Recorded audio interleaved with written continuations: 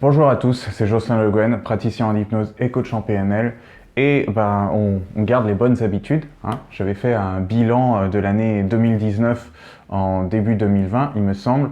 Donc je vais faire un bilan 2020 pour vous partager tout ce que j'ai pu apprendre de cette année et qui peut vous servir à vous aussi, je l'espère. C'est le but parce que là, le but de la chaîne, c'est pas que de me décharger, c'est aussi de partager les connaissances que j'ai pu accumuler.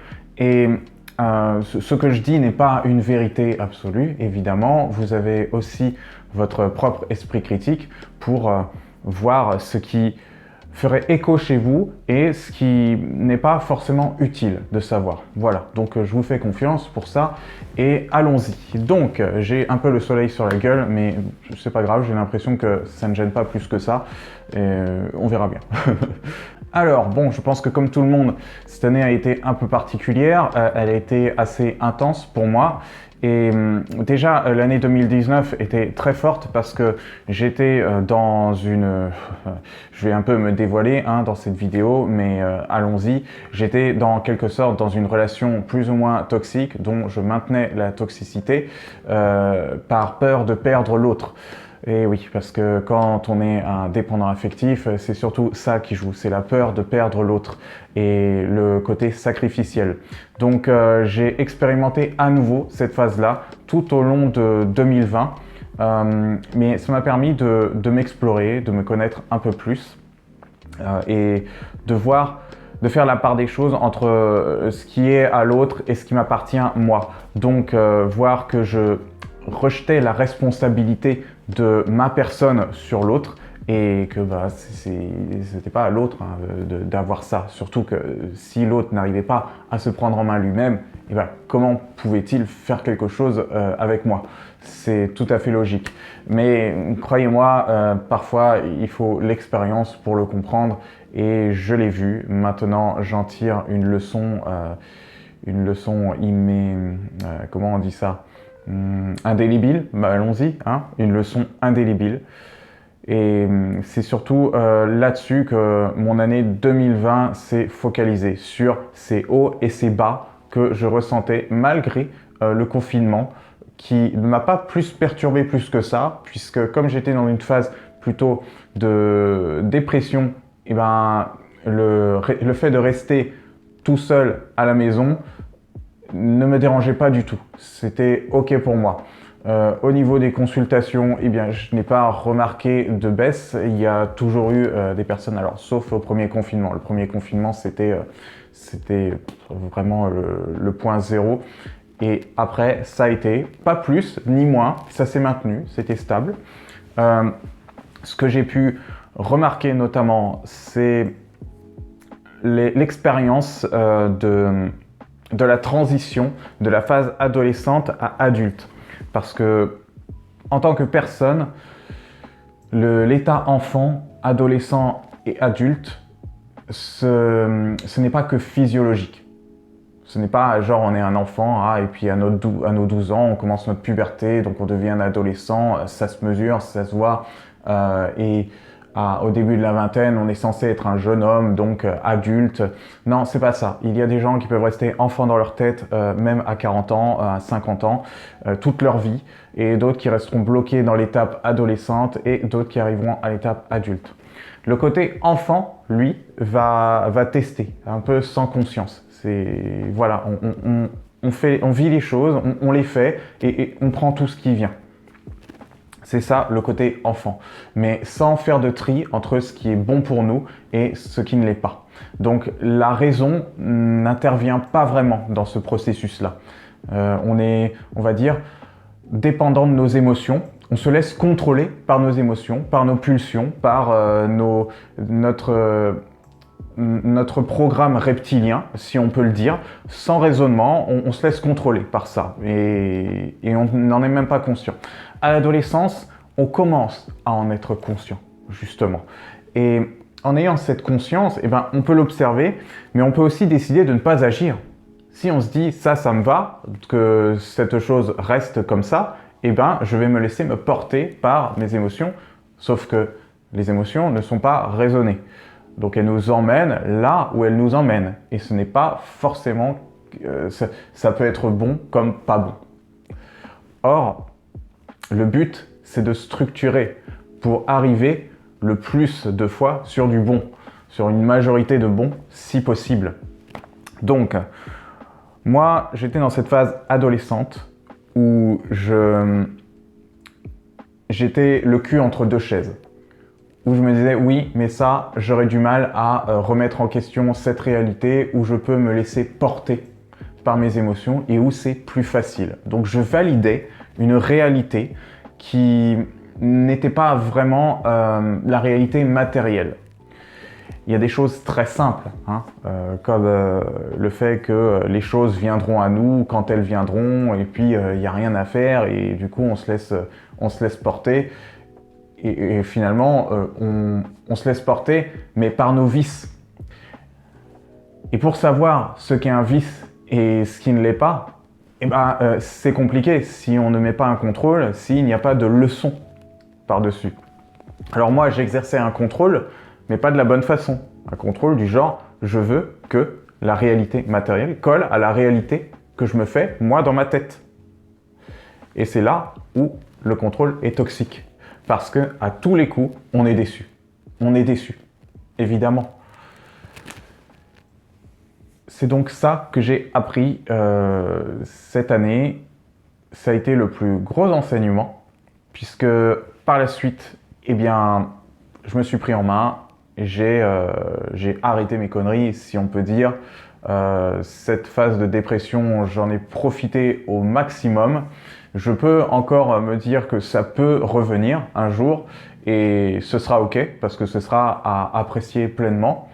Mais il y a une conscience, il y a un regard extérieur de me dire oui, je peux retourner dans ma réalité imaginaire, mais la réalité telle qu'elle est restera telle qu'elle est. Je ne peux pas bouder, je ne peux pas chouiner sur ah, je suis encore une victime, ça ne me convient pas ce qui se passe.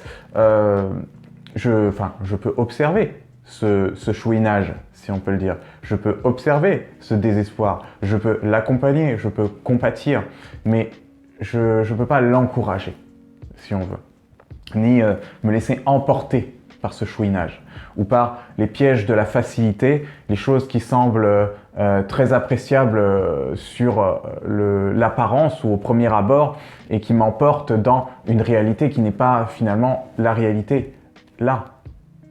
Donc, je pense sincèrement que le côté adulte se trouve là. Il se trouve dès le moment où on dit « Ok, j'ai des émotions qui ont tendance à m'emporter dans une réalité imaginaire. J'ai aussi des mécanismes reptiliens qui font que j'ai telle pulsion et je ressens ça d'une telle manière. D'accord, maintenant, est-ce que j'accepte de me laisser porter par ça ?» Et le plus souvent, je pense, quand on est dans la phase adulte de notre développement, c'est de dire ça convient, ça convient pas. Et de faire un tri intelligent dans ce qui sera bon pour nous à long terme, à moyen, long terme, pas que sur le court terme. Le court terme, on sait, et je pense que c'est dans la phase enfant-adolescente qu'on l'expérimente le plus.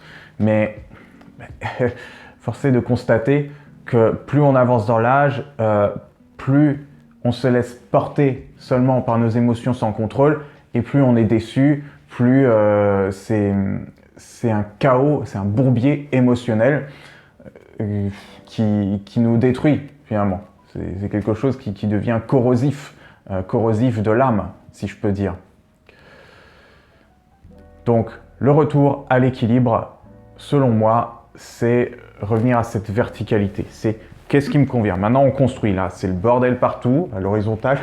On va maintenant empiler les pièces ou les ranger, les bêtes. Vraiment réunir ce qui est bon et observer. Observer toujours nos émotions avec bienveillance, avec compassion, avec amour. Elles sont là, on les accueille telles qu'elles sont. Maintenant, ça ne veut pas dire que c'est elles qui vont prendre le contrôle de nos actions, de ce qu'on va décider.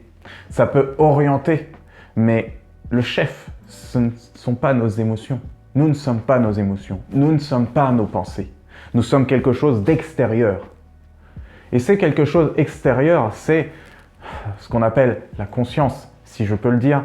Et je le fais pratiquer beaucoup dans mes séances, le côté qui observe.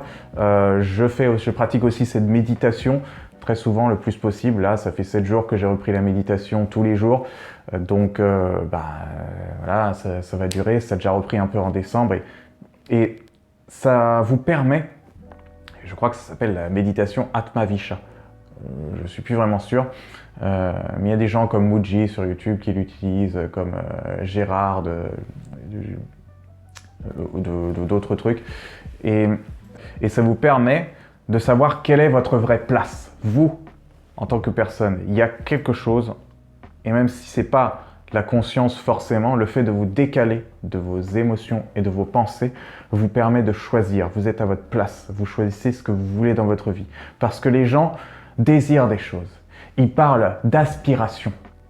Et parfois, ils s'identifient à leur aspiration, ils l'expriment comme leur réalité.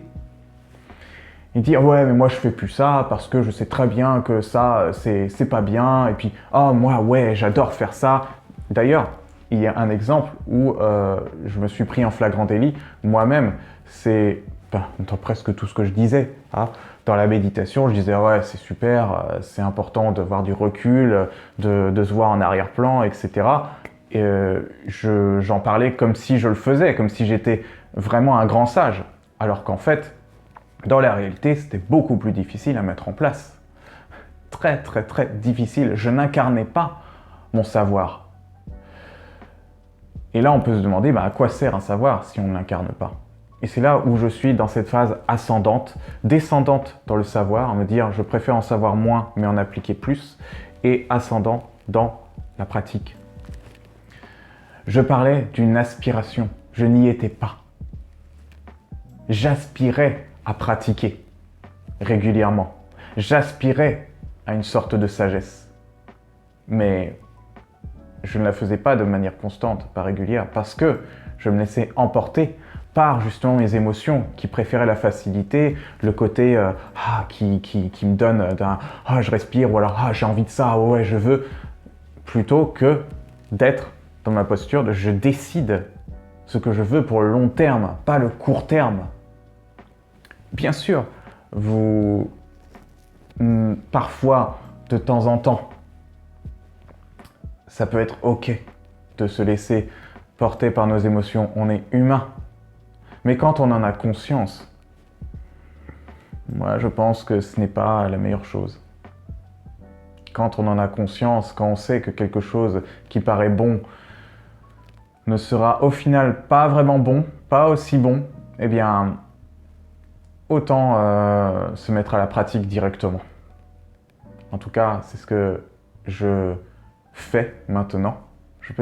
J'allais dire tente de faire, mais en fait je le fais. Je le fais dans mon quotidien depuis, écoutez, 2 semaines, hein, c'est pas beaucoup, mais il faut commencer quelque part. Et finalement, c'est encourageant. C'est encourageant de voir qu'on peut se mettre sur une discipline, se dire « Ok, je suis d'accord avec ça et je ne veux pas en savoir plus, je vais utiliser les codes de cette discipline-là, simplement. » Sans pour autant dogmatiser, c'est-à-dire en disant « ça, c'est la vérité universelle ». Je le sais très bien qu'il y a des milliers d'autres vérités maintenant pour en avoir exploré des dizaines, voire des centaines. Eh bien, je prends ce qui est bon pour moi et je le partage parce que je l'expérimente, parce que je connais le chemin, je sais le pratiquer. Je trouve que c'est tout à fait normal et je laisse la main aux autres personnes qui sont sur d'autres chemins.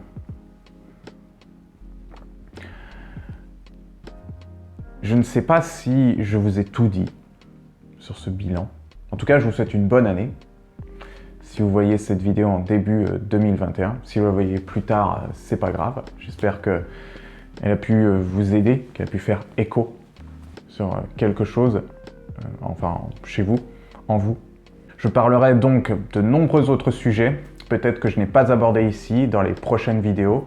Donc je vous invite à vous abonner, à mettre la petite cloche également, à aussi mettre un commentaire juste en dessous de cette vidéo pour me poser une problématique à laquelle vous voulez que je réponde dans les prochaines vidéos. Et échanger aussi, je suis là. Mettez un like, partagez, voilà le discours habituel qu'on dit à chaque fin de vidéo, mais c'est très important pour qu'elle soit visible et pour que ça puisse trouver un chemin parmi les personnes qui se poseraient des questions sur elles-mêmes, comme vous le savez.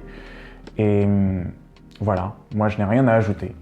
Merci d'avoir regardé jusqu'au bout et je vous dis à bientôt.